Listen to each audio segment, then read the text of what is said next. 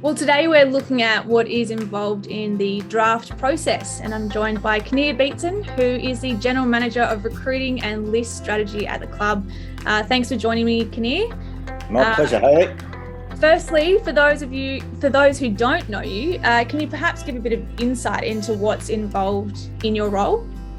Well, basically, I oversee the player recruitment for the club, not only draftees, but through the trade period, etc., and give some advice to the list management committee regarding the structure of our list, both short-term and long-term, in terms of where the options are, and where we look as though we're a little bit deficient.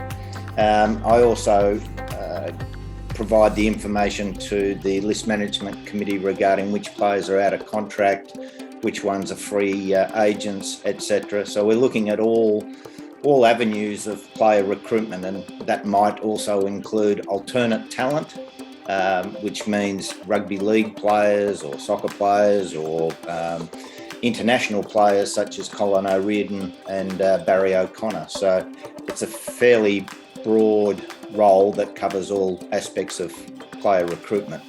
What's involved in finding that future talent of the Sydney Swans? What exactly are you looking at when you're identifying the traits of a player that you need?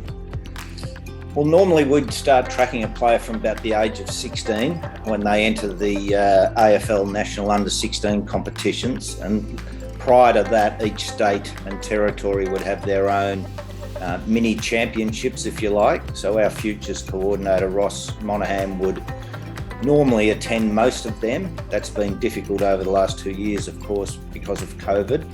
And then we continue to just track their development. So we look at physically how they're growing, how their game knowledge, their skill development are all coming along.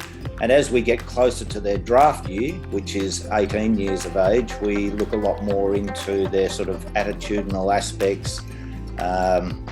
We have interviews with schools, teachers, coaches, etc., about the way they apply themselves, how committed they are to their training, etc. Because most young players have a dream of playing AFL footy, but they don't have the application to play elite sport, and that's usually what determines whether or not a talented young player goes on to make it or not.